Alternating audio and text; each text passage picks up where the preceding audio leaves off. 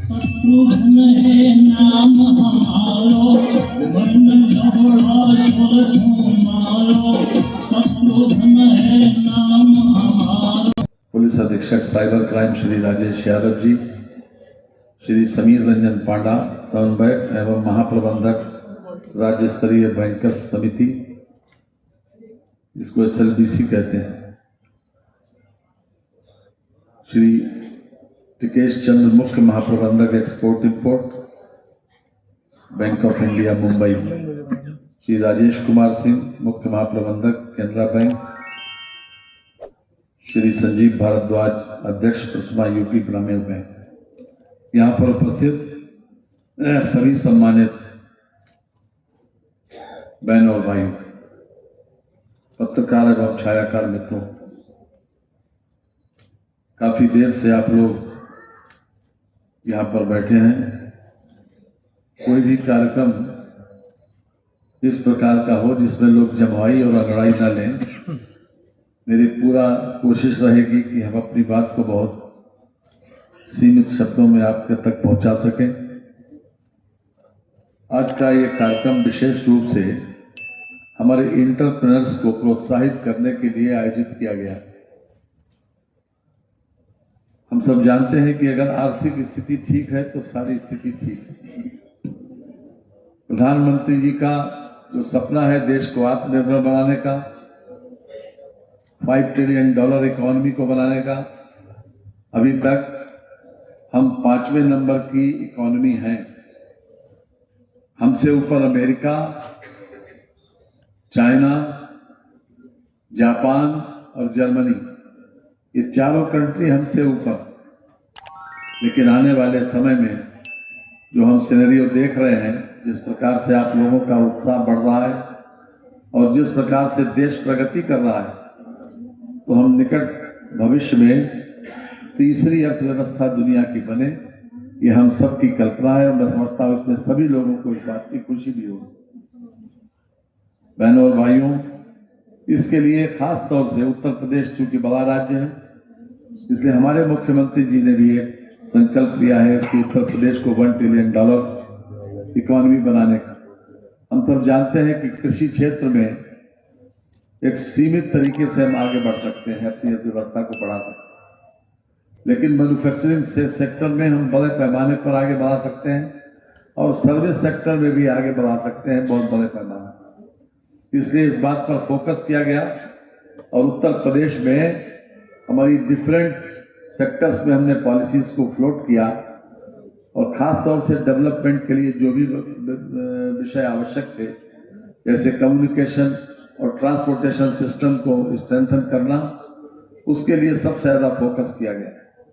और मैं समझता हूँ कि उत्तर प्रदेश के मुख्यमंत्री जी ने, जिनका ये सपना है कि उत्तर प्रदेश भी $1 ट्रिलियन इकोनॉमी का स्टेट बने, लगातार बिना रुके बिना थके वो इस संबंध में प्रयास कर रहे हैं। मैं अपने माननीय मंत्री जी को भी बधाई देना चाहता हूँ कि उन्होंने भी विशेष रुचि लेकर इस स्टेट शो का आयोजन आज इस बार दूसरी बार किया है।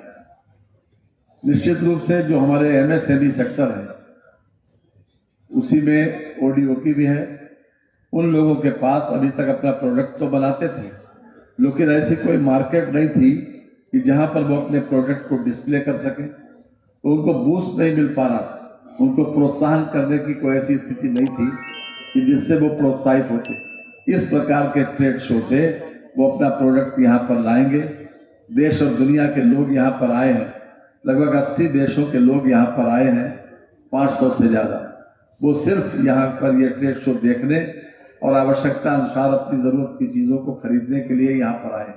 और ये हम सबका सौभाग्य है कि नोएडा पहले से ही हमारा डेवलप्ड भी है, और जहाँ तक एक्सपोर्ट का ताल्लुक है, पहले से ही नोएडा की वजह से पूरे उत्तर प्रदेश का एक्सपोर्ट बहुत बड़े पैमाने पर, हम 86,000 करोड़ पर थे, जब हम सत्ता में आए थे, लेकिन आज हम 2 लाख करोड़ से ज़्यादा का एक्सपोर्ट कर रहे हैं।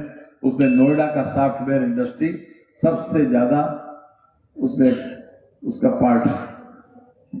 नोएडा का वैसे भी अन्य क्षेत्रों में भी बहुत बड़ा योगदान है, लेकिन हमने पूरी इस बात की कोशिश की है कि उन MSMEs के लोगों को, उन उद्यमियों को, उन एंटरप्रेन्योर्स को अपने प्रोडक्ट को डिस्प्ले करने का और एक कॉम्पिटिटिव भावना से देखने का, और ख़ास तौर से जो बायर्स आए उनकी आवश्यकता के अनुरूप वो अपने प्रोडक्ट को संभाल सकें, सुधार सकें या उसके अनुरूप उसको प्रोड्यूस कर सकें, इसके लिए ये ट्रेड शो आयोजित किया गया। और मैं समझता हूँ कि ये बहुत सार्थक प्रयास है। जिस प्रकार से यहाँ पर उत्साह देखने को मिला और जिस प्रकार से लोगों का यहाँ टर्नआउट है, जिस प्रकार से लोग यहाँ पर पार्टिसिपेट कर रहे हैं, वो अपने आप में बहुत ज़्यादा उत्साहजनक है। साथ ही साथ उत्तर प्रदेश सरकार ने नोएडा की तर्ज पर एक बीडा भी बनाया, बुंदेलखंड इंडस्ट्रियल डेवलपमेंट अथॉरिटी।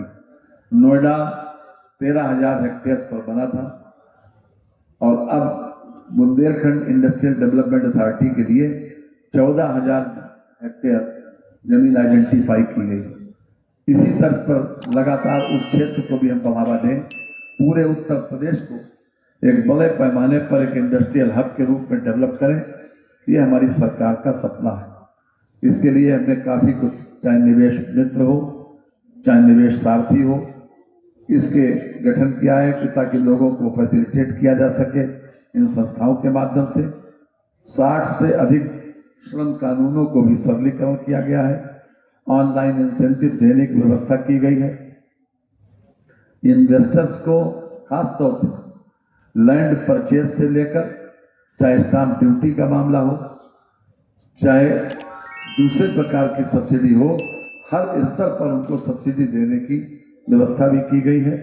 और 1000 दिनों तक अगर कोई MSME की यूनिट अपने क्षेत्र में लगाता है तो उससे किसी प्रकार की कोई पूछताछ, कोई जानकारी नहीं ली जाएगी।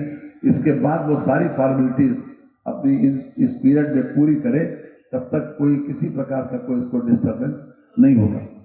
साथ ही साथ जो छोटा से छोटा क्लास है, जो श्रमिक वर्ग है, जो रेली पटरी वाले हैं, उनकी भी चिंता हमारी सरकार ने की है।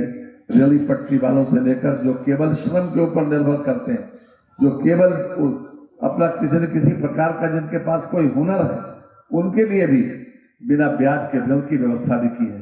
हमने इसी वर्ष बजट में 1000 करोड़ रुपए की व्यवस्था की है, खासतौर से उन लोगों के लिए जो उद्यमी हैं, केवल हुनर जानते हैं। इस प्रकार जो मुख्यमंत्री युवा उद्यमी विकास योजना के तहत 5 लाख रुपए तक का ऋण उनको बिना ब्याज के मिलेगा।